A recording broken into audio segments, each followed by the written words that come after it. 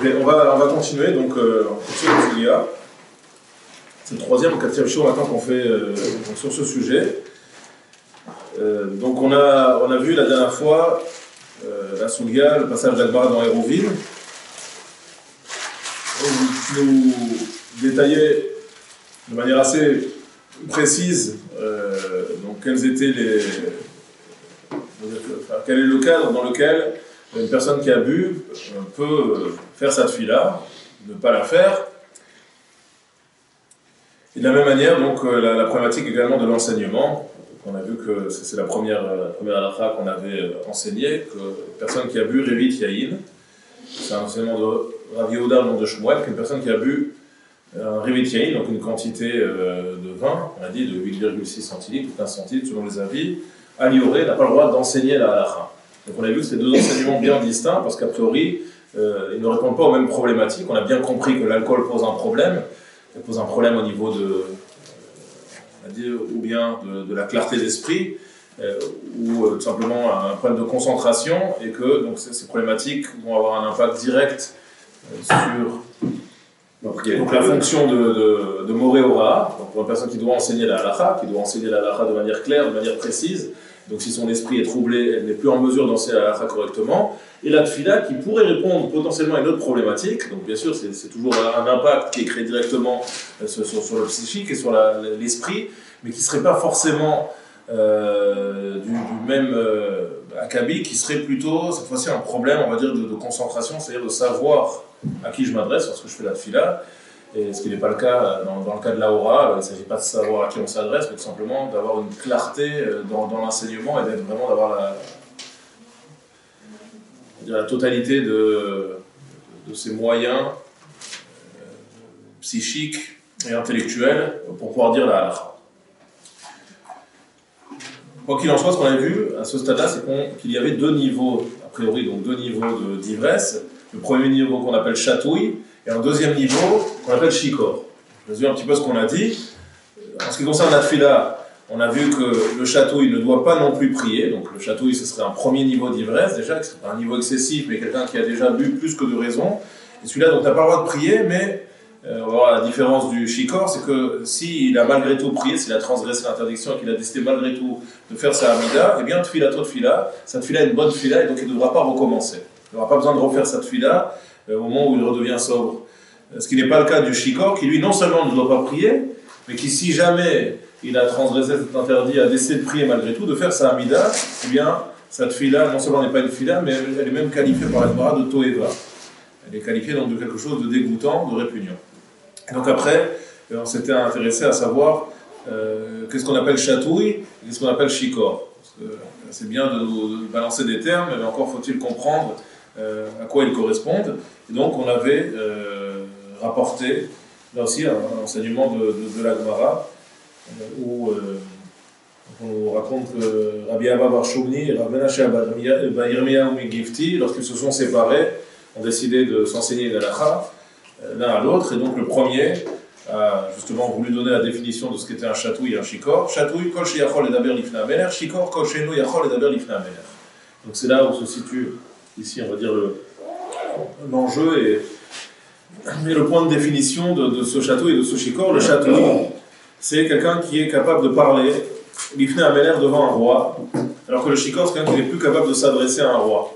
Vous voyez bien qu'il y a une définition très subtile ici, où on ne dit pas quelqu'un qui est capable de parler, quelqu'un qui n'est pas capable de parler, donc c'est pas ça ici la différence. Le chatouille, le shikor ne se différencie pas du chatouille, en cela qu'il est totalement incapable de parler, de s'exprimer, tout simplement qu'il n'est pas capable de parler devant un roi, c'est-à-dire d'avoir une attitude digne devant le roi des rois, devant Akadosh Baruch Hu, qui est l'attitude requise lorsque l'on fait sa tfila.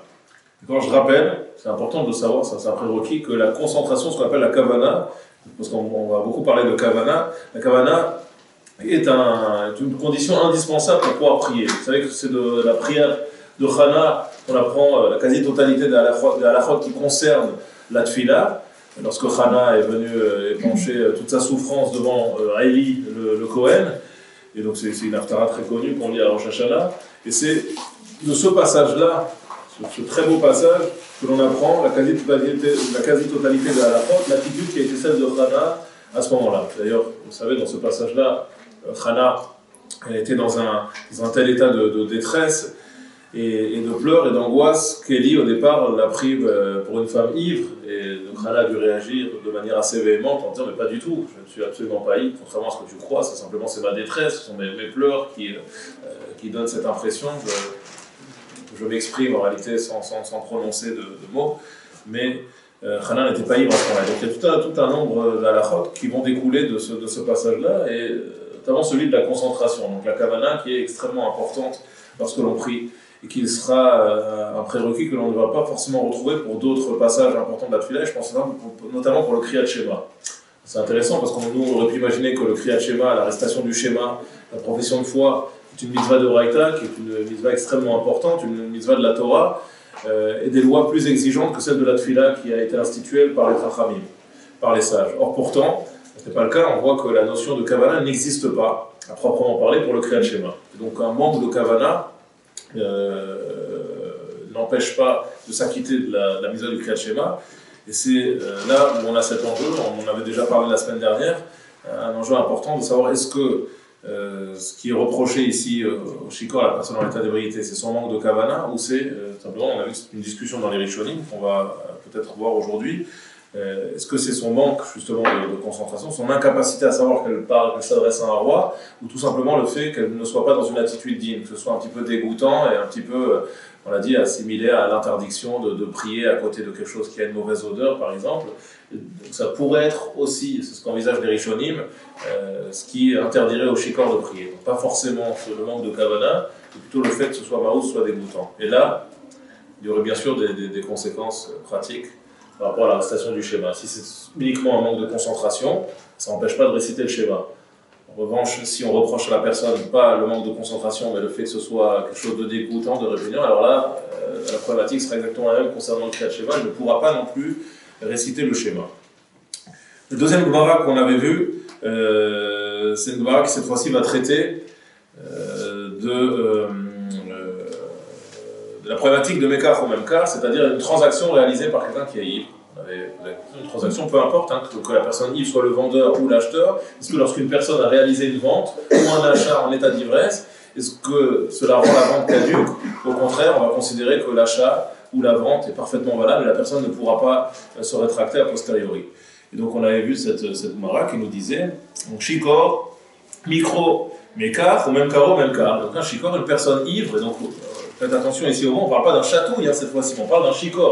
Donc une personne qui est déjà au deuxième stade de l'ivresse que nous avons rapporté, donc c'est une personne qui vraiment là pour le coup a bu beaucoup plus que de raison, et pourtant, micro mekar, même caro, même car. Donc on considère que son achat est un bon achat, sa vente est une bonne vente. Avar avera shieshba mita, mais mitinoto. Plus que ça, si cette personne a transgressé une faute qui est passible de la peine de mort, eh bien, mais mitinoto, eh bien, on l'exécutera, donc on ne va pas lui accorder ici de circonstances atténuantes, mais mitinoto. Malkout, malkinoto, cette personne a transgressé une avéra qui est passible de malkout, de la flagellation, eh bien malkinoto, elle sera frappée.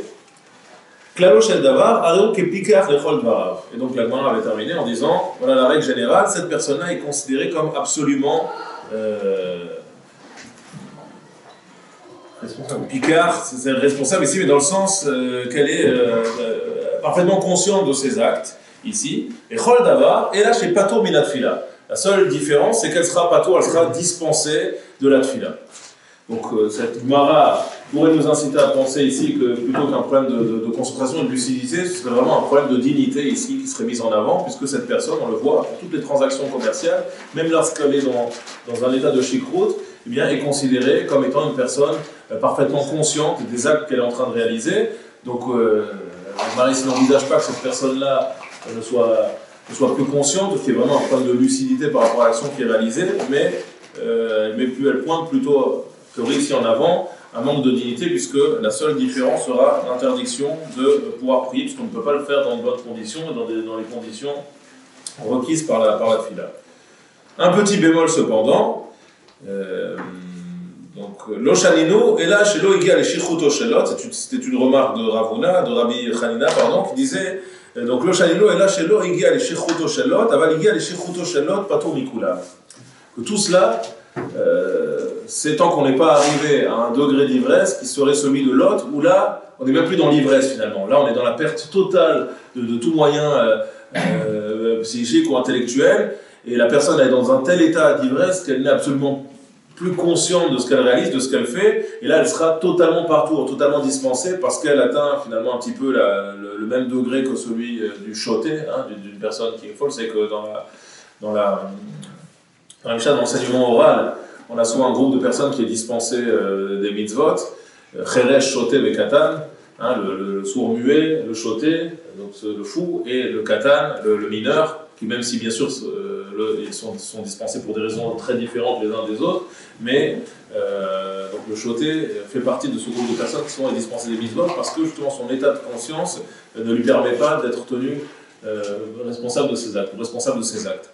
Et donc là, quelqu'un qui a... chatouille, non Non, Shoté, non, ça ne s'écrit pas de la même manière. Chatouille, c'est avec un tav, Shoté, c'est avec un tête.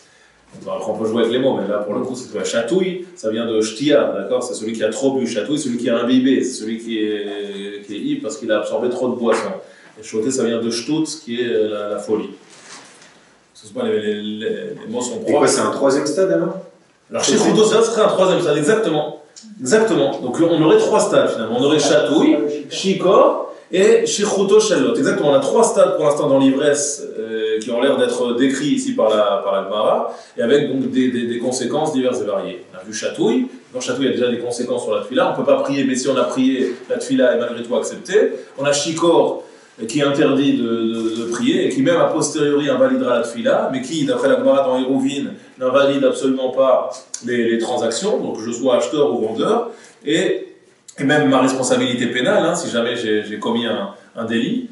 Et le troisième stade qui est Shikor Kelot, hein, qui est vraiment un état d'ivresse absolue, et qui celui-là me dispense en réalité de tout. Donc c'est pas forcément...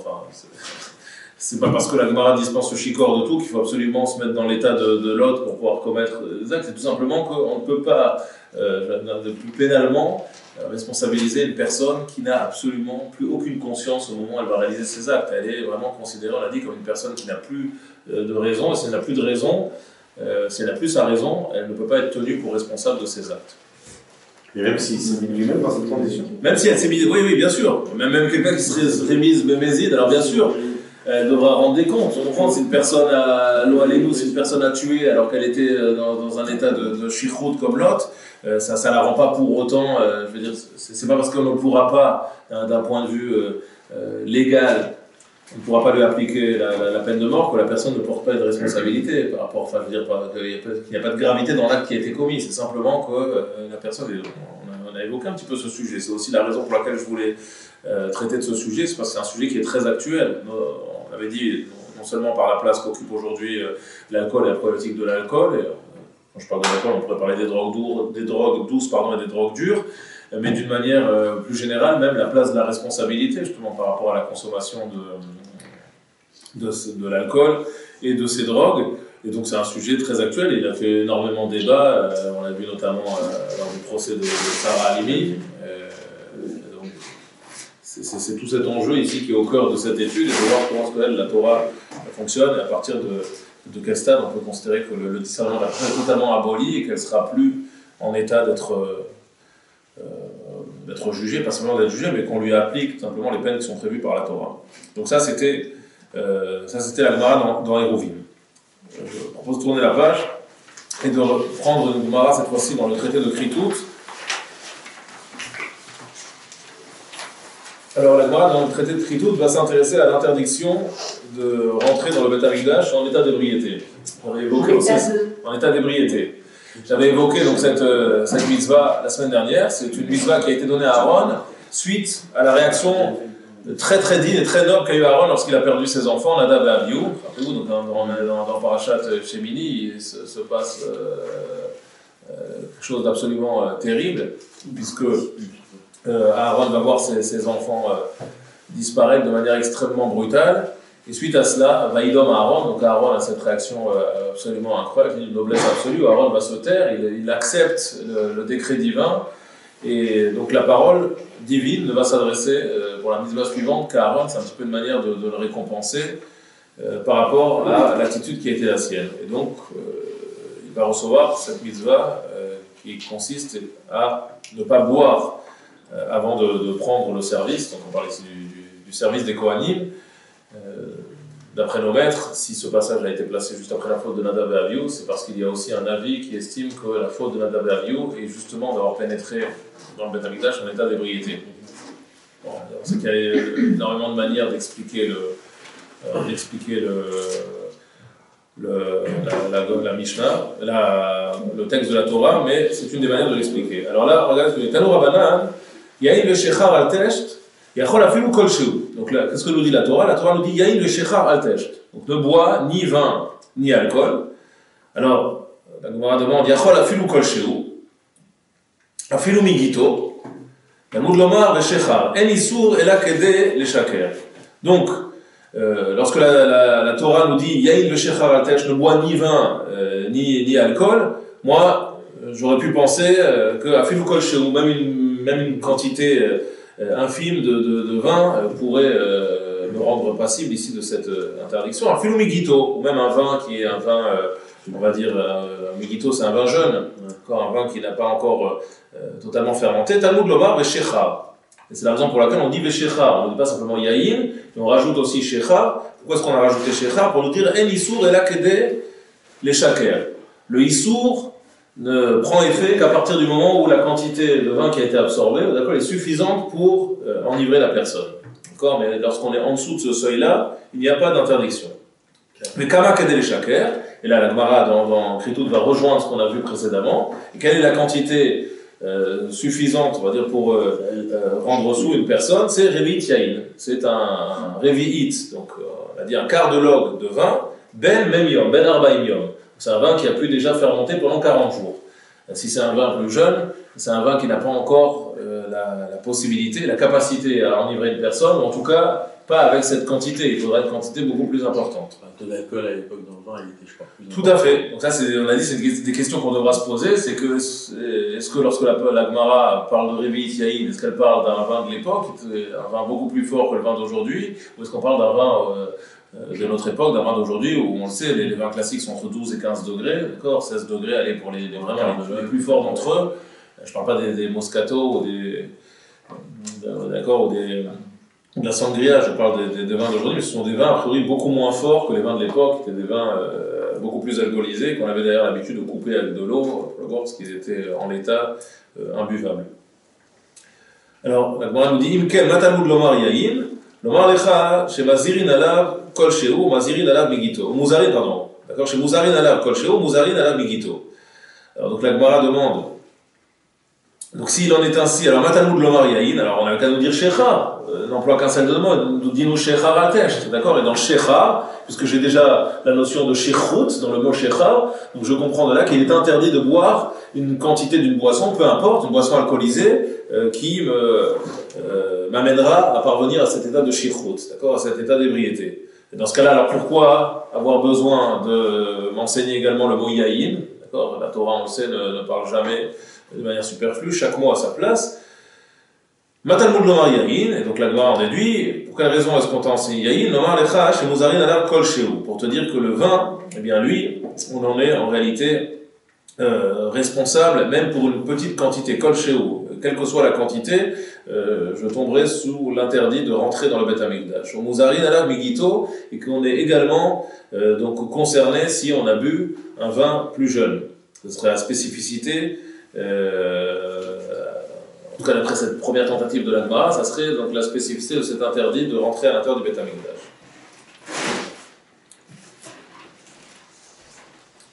Rabbi Yehuda Omer, Rabbi Yehuda lui dit Yaïn, Eni Ela Yaïn. Shear Meshakrin Minaïn. Alors, Rabbi Yehuda nous dit mais Yaïn, moi, lorsque tu me dis Yaïn, je ne peux interdire que le vin. Shear Meshakrin Minaïn. Maintenant, d'où je sais que les autres boissons alcoolisées sont également interdites, Talmud lomar veshechar. C'est la raison pour laquelle on t'a enseigné Veshecha, justement. Imken matalmud lomar yain. La Yaïn Bebita Valchar Mashkin Bazar. Dans ce cas, alors pourquoi m'enseigner aussi Yaïn? Peut-être le Shekhar inclut aussi le vin, finalement, toutes les boissons alcoolisées. Donc, moi j'ai besoin de, à partir du moment où tu m'as enseigné Shekhar, ne m'enseigne plus Yaïn, parce que le mot Shekhar inclut aussi le vin. Alors, on te dit non, on a voulu te distinguer le vin des autres alcools pour te dire, des autres boissons alcoolisées, pour te dire que la Yaïn Bebita Valchar Mashkin Bazara. C'est pas le même degré de Issour, c'est pas le même degré de gravité. Quelqu'un qui pénétrerait dans le Beth Amikdash en ayant consommé du vin, lui, Bemita, il serait passible de la peine de mort, il y aurait un Issour Mita. Alors que quelqu'un qui pénétrerait dans le Beth Amikdash en ayant consommé une autre boisson alcoolisée, Shar Mashkin Be'azara, il aurait simplement transgressé une Azara, donc ici une mise en garde, de ne pas rentrer en ayant consommé de l'alcool. Il n'y aurait pas de Triomita. Rabbi Eliezer lui nous dit Altesht, Yain veshechar, Yain altesht, veshechar, altishteu kederer shichruto. Aïm ifsik bo, onatan letochomaim, kol sheu, patou. Donc lui, Rabbi Eliezer vient nous enseigner un enseignement supplémentaire en nous disant que, en réalité, que tout ça c'est kederer shichruto. D'accord? Que cette interdiction de Yain altesht, veshechar altishteu, c'est kederer shichruto. C'est tant que ce vin fait encore, ou cet alcool a encore de l'effet sur moi. D'accord? Mais si mafsikbo, si par exemple imifsikbo, on atteint les tochomaim kol sheu, d'accord? Si par exemple quelqu'un a coupé ce vin en mettant de l'eau à l'intérieur, alors patour, dans ce cas-là, eh bien il sera patour. D'accord? Il sera dispensé. Alors, voilà, je m'arrête pour l'instant à cet enseignement, simplement pour voir au travers de cette Gemara que, a priori, il n'y a pas que le vin qui est concerné par l'interdiction de pouvoir consommer des boissons alcoolisées avant de prendre. Là, en l'occurrence, c'est pour le service, mais on verra qu'on va pouvoir étendre cette interdiction aussi donc au Issouril que nous avions vu concernant la possibilité de faire la tefila en état d'ébriété. Donc, ce ne serait pas simplement le vin qui serait concerné, ça semble tout à fait logique. D'accord, le vin n'était rapporté que parce que c'était sans doute la boisson, on va dire, non seulement la plus consommée, mais la plus symbolique aussi. Mais puisque tout le problème est un problème d'alcoolisation, alors il n'y a pas de raison que cette halakha ne puisse pas s'appliquer avec d'autres boissons alcoolisées. Si vous prenez le Rambam, d'accord, dans Ilchot Tfila, au Birkat Kohanim, juste en dessous donc, de la Gemara, à la halakha yudaine, le Rambam nous dit Shikor alitpalel mipnei she'en lo kavana. Donc là c'est intéressant, le Rambam prend position par rapport à la question qu'on a posée tout à l'heure, de savoir est-ce qu'il s'agit d'un problème de kavana ou est-ce qu'il s'agit d'un problème plutôt, on a dit, de maous. Le Rambam lui a l'air de nous dire que c'est un problème de kavana. Shikor alitpalel, et donc un shikor, une personne qui est en état d'ébriété, ne pourra pas prier parce qu'elle n'a kavana. Elle n'a pas la kavana nécessaire à faire la tefila. Ve'im itpalel, tfilato toeva, donc le Rambam a priori reprend mot pour mot ce qu'a dit la Gemara, sauf que le Rambam va nous rajouter mipnei she'en lo kavana, que le problème ici est un problème de kavana. Je vous invite à prendre la source de gauche. Cette fois-ci, nous sommes dans Ilchot Biat Amikdash, donc dans la halakha qui concerne Biat Amikdash, l'entrée au Bet Amikdash. Et là, donc au Perek Aleph, au premier chapitre, la deuxième halakha, donc vous voyez, c'est vraiment d'entrée de jeu qu'on nous rapporte cette halakha. Ayash Shikor Mishar Ameshakrin, Asur Likanes d'Amikdash. Donc si quelqu'un, donc la première halakha nous parle de l'interdiction de rentrer en ayant bu du vin, si quelqu'un a été ivre, nous dit le Rambam, en ayant consommé d'autres boissons alcoolisées que le vin, Asur Likanes d'Amikdash, là aussi, il a repris textuellement la Gemara, Asur Likanes d'Amikdash, elle ne pourra pas rentrer à l'intérieur du Bet Amikdash. D'accord? Ve'im nichnas va'avad ve'u shikor mishar Ameshakrin, afilu min hachalav. Regardez, c'est intéressant ce que rapporte ici le Rambam. Il dit si malgré tout il est rentré et qu'il a effectué son service en étant en état d'ébriété par consommation de boissons alcoolisées autres que le vin, afilou min chalav, il dit même du lait. Ça c'est toujours étonnant. Est-ce que vous savez où est-ce qu'on a une source qui est extrêmement connue pour dire que le lait est une boisson qui fait un peu tourner la tête et qui enivre? À Hanouka. Hanouka, c'est donc rapporté concernant les Yehoudites, c'est rapporté par la Mishnah Berurah concernant les Yehoudites dans l'histoire de Hanouka, et c'est d'ailleurs la raison pour laquelle c'est le rameau qui le rapporte à la fois de Hanouka. On a l'habitude de consommer des mets lactés à Hanouka, pas très connu, vous allez me dire pas du tout, les mets lactés c'est à Shavuot, à Hanouka on mange des beignets ou on mange des aliments frits dans l'huile pour rappeler le miracle de Hanouka. Il faut savoir qu'à Hanouka, c'est rapporté de manière explicite par le rameau dans les halachot sur Hanouka, que le lait est également un aliment qui est spécifique à la fête de Hanouka parce qu'il rappelle le miracle grâce auquel Yehudit a pu en venir à bout du gouverneur grec de l'époque et d'une certaine manière enclencher un petit peu la victoire des Maccabim. Par un courage absolument incroyable, où elle a décidé d'accepter le droit de cuissage et donc elle a profité de ce moment-là pour enivrer le gouverneur grec, mais en utilisant justement des boissons, des mélactés, en utilisant du lait. Et c'est en ayant consommé le lait qu'il s'est assoupi, et c'est au moment où il était assoupi qu'elle a pu finalement de manière très courageuse le tuer. Et donc de là on voit que le lait est une boisson a priori Ça peut enivrer, le lait? Alors aujourd'hui c'est difficile, de manière scientifique, ce serait un peu compliqué de dire que le lait ou la consommation de lait ou de fromage, ici, elle pourrait avoir les mêmes propriétés que l'alcool. On n'a jamais vu que quelqu'un, parce qu'il a consommé beaucoup de lait ou beaucoup de fromage, puisse être enivré. Alors, ou il y a vraiment un changement de nature au niveau des aliments, ou ce qu'on veut nous dire, c'est que ce sont des aliments qui auraient des propriétés laxatives, ou en tout cas qui... Le professeur Raoult, il a fait une vidéo la semaine dernière sur ça. Alors, faut dire que dans le lait, il y avait de l'alcool. Ah oui, c'est vrai? C'est sûr. Bon, donc voilà. Faut que tu m'envoies le lien de la vidéo. Alors. Oui, c'est Julien parce que c'est fou en fait. Ouais, il À faudrait que tu m'envoies l'époque, le il lien. n'y avait pas le coca. Non, il n'y a pas de coca, mais donc en tout cas on le voit dans les sources à l'époque. Donc même la consommation de lait serait problématique. Il n'y a rien. Voilà, ou de là, ou même de dates. Donc des dates aussi, Des dates. c'est. Des dates. Ouais. La flotte. Il est dans le lait de base. Voilà, c'est pas un date. Arezel loqué, ve'avodato kshera. Alors on nous dit donc la seule différence, c'est ce que dit le Rambam, c'est que si une personne a transgressé l'interdit, elle est chayav malkout, sera passible de la peine de flagellation, mais malgré tout, a posteriori, avodato kshera. On considérera que le service qu'il a effectué est un service qui est caché. D'accord? Shen chayavin mita, et là, à la yayin beshat avoda. Parce que le chiyuv mita, d'accord, la peine de mort, c'est une peine qui ne concerne que celui qui a consommé du vin. C'est vraiment textuellement la Gemara, le Rambam reprend la Gemara dans Kritout que l'on a vu, et c'est la raison pour laquelle on dit yayin beshecha à la tête. On nous a enseigné les deux alcools de manière bien séparée pour nous dire que donc il y a des propriétés différentes pour chacun de ces deux alcools. Le vin a un statut à part, c'est le statut le plus grave, et si on a bu du vin et qu'on est rentré en état d'ébriété en ayant bu du vin, donc vous voyez que là par contre, si le vin a un statut plus grave, c'est pas parce qu'il a une capacité enivrante plus importante ou alcoolisante plus importante que les autres boissons, tout simplement parce qu'on a attribué au vin un statut particulier. Je n'ai pas la raison, là, on peut imaginer que le vin est une boisson tellement noble avec laquelle normalement on doit faire le kidouche ou faire d'autres célébrations, que si jamais on l'a mal canalisé justement et utilisé à des fins ici qui sont des fins néfastes, et bien que la sanction soit plus grande. Mais ce n'est pas un problème d'alcoolisation, parce qu'on peut s'alcooliser de manière aussi importante qu'avec du vin, voire plus en utilisant d'autres boissons alcoolisées. On a des boissons alcoolisées beaucoup plus fortes. Et pourtant, on voit qu'en ce qui concerne l'interdiction de rentrer au Beth Amikdash, bien même si j'étais ivre en ayant consommé de la vodka ou une autre boisson alcoolisée, je n'ai pas la même sanction que Le vin, on l'a séparé finalement du reste, quoi. Oui, de toute façon, il a un statut particulier, parce qu'il a même une bracha particulière. Donc, c'est une bracha particulière, parce qu'il a, bien sûr, il a un statut plus noble. Donc, on peut imaginer que ce soit ça le problème.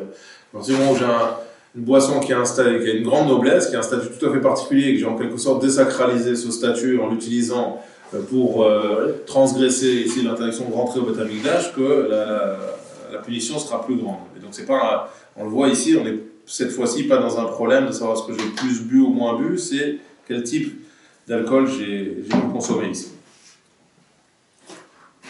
En ce qui concerne, vous prenez la Chagimel, parce qu'il va nous parler de cette fois-ci de Hora.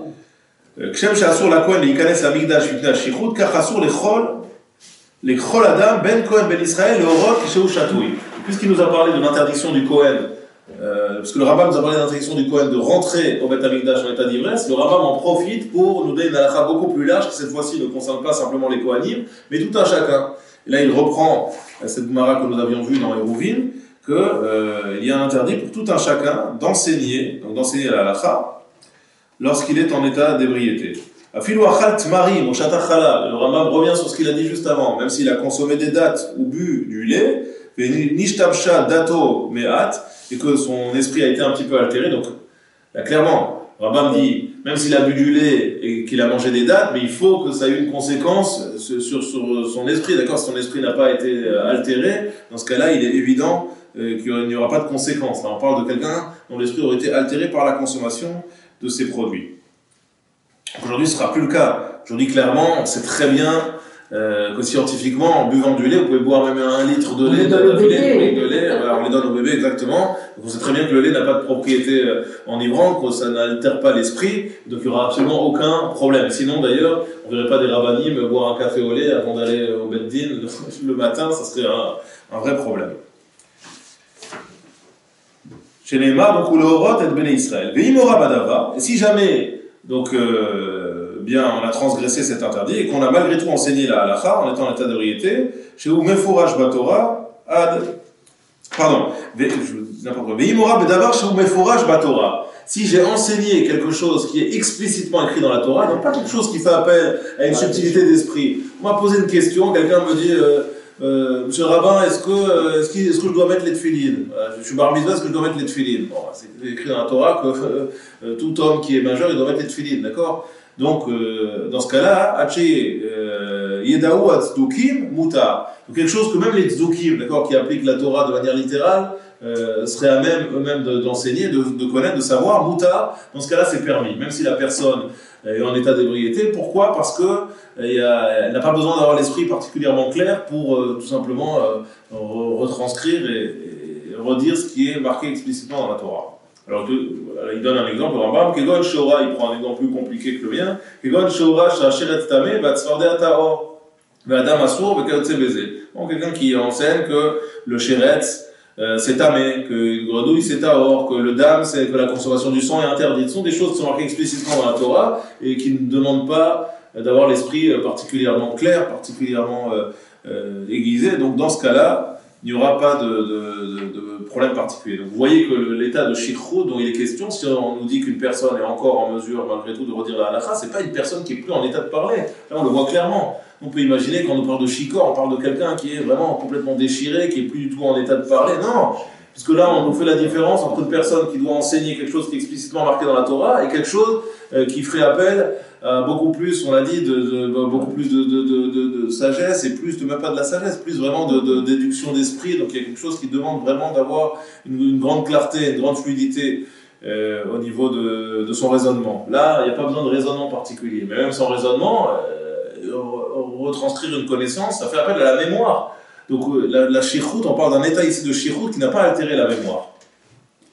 Ça. Après, ça serait intéressant de voir au niveau des études quelles sont les parties du cerveau qui sont touchées lorsqu'une personne, il y a forcément des milliers d'études qui ont été faites à ce sujet, quelles sont les différentes zones du cerveau qui sont touchées lorsqu'une personne est en état d'ébriété. Est-ce que la mémoire profonde elle est touchée ou pas? On a tous fait l'expérience, enfin, je ne sais pas, on n'a pas forcément des gens alcooliques tous les jours, mais on a déjà fait l'expérience de rencontrer ou de croiser des gens, d'accord, qui sont très fortement alcoolisés, qui vont pouvoir vous raconter des choses absolument incroyables, avec une précision, ce qui prouverait que la mémoire n'est pas forcément altérée. C'est peut-être la capacité à raisonner, à coordonner certains mouvements qui est touchée, mais pas les zones qui touchent directement à la mémoire. L'élocution. L'élocution aussi, mais pas forcément sans que ça touche à la mémoire. Mais bon, si on parle d'une personne qui enseigne, c'est qu'elle est quand même capable un minimum d'enseigner, donc de parler. Elle enseigne pas avec les yeux, elle enseigne ici avec la parole. Donc on l'a vu. La personne qui ne peut plus parler, c'est Shichroto Shellot. Et la Shichroto Shellot, la personne est tellement déchirée qu'elle est même plus capable de parler. Là, la personne, elle est encore capable de parler. On a vu, Shikor, c'est chez nous, Yachol Edaber Lifnei HaMelech, mais il peut parler. Sauf qu'il ne peut pas parler comme quelqu'un qui doit s'adresser à un roi. Mais il est capable de parler, mais pas avec la tenue et avec la déférence qui sied lorsque je m'adresse à un roi. Donc, voilà, ça implique aussi que s'il ne peut pas s'adresser à un roi, il n'a pas la capacité de réflexion. Quand tu t'adresses à un roi, tu réfléchis à comment tu t'adresses. C'est autre chose. Dans ma tfila, je te donne un exemple. La tfila, la Hamida, elle ne fait pas appel à mes capacités intellectuelles. Faire la Hamida, c'est simplement savoir à qui je m'adresse. Je vais réciter une tfila, cette tfila elle est marquée dans mon sidour, j'ai juste à la lire, peut-être que je la connais même par cœur, et je vais adresser une tfila qui est une tfila de remerciement à Kadosh Baruch Hu. Ce n'est pas une tfila qui fait appel à mes capacités intellectuelles ou mes capacités de réflexion. C'est juste quelque chose, c'est un moment qui me demande de savoir devant qui je me tiens, de savoir qu'en face de moi, c'est à Kadosh Baruch Hu, c'est à lui que je m'adresse. Voilà, une fois que je sais ça, j'ai pas besoin d'être un grand chacham ou quelqu'un avec des capacités de réflexion, de raisonnement génialissime pour pouvoir réciter ma Mida. C'est un problème de décence. De décence. C'est un problème de décence. Il peut être conscient sans être Ouais. un comportement. Tout à fait. Et donc, Il peut être conscient en étant indécent. Il est conscient qu'il. Ah, mais en étant indécent. Alors ça serait ce que tu dis. Alors est-ce que déjà il faudrait voir, est-ce que c'est possible? Je sais pas. Est-ce que est-ce que je peux être conscient, encore parfaitement conscient, mais avoir une attitude qui est indécente? Je pense pas. Ça c'est quelque chose qui me. C'est quelque chose qui me parle pas. pas. Une définition claire. Non, mais je pense. C'est le château et qu'est-ce que le Shikor. Si, on a dit, ça veut dire. Vous avez des limites. Ouais, on a donné les limites.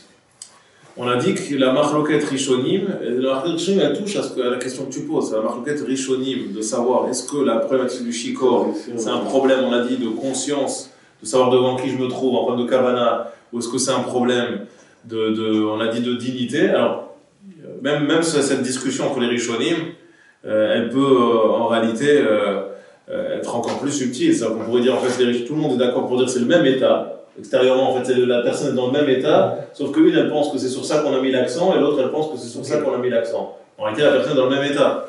D'accord? Il y en a une qui dit non, moi, c'est pas ça qui dérange ici. Vraiment, ce qui dérange ici, c'est la problématique de conscience, ou ce qui dérange, c'est plutôt une problématique de la personne qui serait dans un état d'indécence. Maintenant, est-ce qu'une personne, elle pourrait être parfaitement consciente, mais avoir on va dire une posture qui soit un petit peu indécente? Même peut-être inversement, parce que naturellement le type il n'est pas indécent, donc ça n'arrivera pas s'il est inconscient de la personne. D'ailleurs, je pense que ça joue beaucoup en fonction aussi de l'éducation et tout un tas de choses. Hein. Voilà, je pense qu'il y a des personnes qui peuvent boire une alors bon, après, vous avez des personnes qui supportent aussi plus ou moins bien l'alcool, et ça, c'est des questions de constitution, de nature, de poids. Enfin, il y a plein de paramètres qui rentrent en jeu. Mais je pense, mais là, encore une fois, franchement, ça me passionne. Je crois que je vais aller lire quelques études là-dessus. Non, franchement, c'est intéressant, même pour connecter après avec les Gmarot que l'on voit et avec les Rishonim, de comprendre ce qui se passe aussi dans la tête d'une personne. Je trouve que c'est intéressant de savoir est-ce que deux personnes qui ont exactement les mêmes, on va dire, la même constitution et en prenant deux personnes identiques par rapport à leur réaction à l'alcool, est-ce qu'en fonction de l'éducation de la personne, elles vont avoir des comportements différents? Je parle en ayant exactement, je veux dire, le même degré d'alcoolisation et la même capacité à absorber cet alcool. Est-ce que l'éducation va faire qu'une personne, dans le même état, on va dire, de perte un petit peu de repères et de conscience, va s'adonner au même geste et au même comportement qu'une autre personne? C'est ça ce qui serait intéressant. Donc, comme si finalement, à un certain moment où on va un petit peu lâcher prise, est-ce qu'il y aurait des choses qui seraient un peu comme des réflexes pavloviens? Finalement, on ferait des choses qui sont liées à une éducation, à un manque d'éducation, alors qu'une autre personne, finalement, ces réflexes, mais qui seraient des réflexes, presque des réflexes nerveux, finalement, ne ferait pas certaines choses.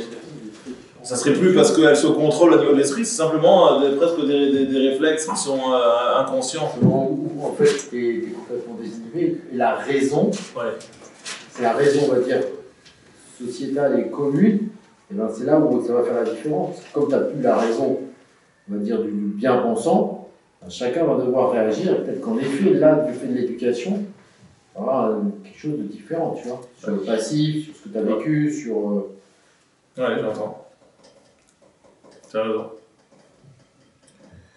Alors, de l'alakha d'Aled du Rambam, je vais continuer, au Moutar, les Shikor, les Lamed Torah. Donc, attention, ce qu'on a vu jusqu'à présent, c'était une problématique de Hora. C'est important de faire la différence entre Hora et Torah. Parce que dans la Hora, on est dans l'enseignement ici de la halakha, il faut une capacité de discernement. Il y a une réflexion, d'accord? On m'a apporté une question, et de cette question, eh bien, va découler un raisonnement, et c'est ce raisonnement qui nécessite, on va dire ici, toute ma concentration. En revanche, Moutar, les Shikor, les Lamed Torah, Filou alachot ou midrashot, ve'ou shelo yoré. Donc un Shikor, il peut enseigner la Torah, et pas simplement enseigner du Chumash, il peut même enseigner alachot ou midrashot. Un Shikor peut même enseigner des alachot, il peut enseigner même des midrashot. Pourquoi? Parce que les halachot, elles sont explicites. Là, on ne fait pas appel à ses capacités de déduction ou à ses capacités de raisonnement, mais tout simplement, il est en train là aussi, de retranscrire et de nous redire ce qu'il a appris des halachot. On a des halachot qui sont explicites, et donc il enseigne la Torah. Il prend le texte, et puis il va lire le texte et enseigner le texte de la halakha, qui est un texte explicite. Donc je ne peux pas me tromper dans cet enseignement, puisque je ne fais que lire finalement ce qui est marqué de manière explicite, ce qui est dit. Donc ça, ce sera autorisé à condition chez l'Oyoré, encore une fois, à condition que chez l'Oyoré, donc à la Chot ou Midrashot. Au niveau Midot, c'est un peu mieux. C'est pas un peu. Oui, il y a non, mais le problème de Midot, c'est un autre problème. Je suis d'accord, mais c'est étonnant qu'on te permette quand même de pouvoir enseigner. Alors que. Alors attention, d'accord, on n'est pas. Non, mais attention, David, là quand on dit au moutard les chikor, les lamed Torah, il ne faut pas forcément le comprendre comme a priori. Qu'est-ce qui se passe si quelqu'un il est chikor, il a un jour de Torah à donner? On n'a pas dit qu'il s'est mis volontairement dans un état de chichout, il se retrouve maintenant il est chikor, ok, il a pas fait attention, il a un peu trop abusé. La question est de savoir qu'est-ce qu'on fait maintenant qu'il est chikor. La question est de savoir est-ce que je lui autorise à avoir un petit coup avant d'enseigner. Tu ne risquerais pas, tu dirais les populations de Panta, ils vont te regarder bourré, t'imagines comment ils vont te voir. C'est pour ça que je dis qu'ici on ne parle pas de quelqu'un qui a un problème d'élocution, on ne parle pas de quelqu'un qui a atteint un niveau ici un état d'ébriété. Là, c'est chitouille. C'est chitouille. Alors c'est chitouille. Chikor, il a des problèmes d'élocution. Non, mais non, pas du tout. On a vu chez nous, Yachol et Daber Lifnei Hamelech, c'est ce qu'on a vu explicitement dans la Gemara, dans les Rouvines.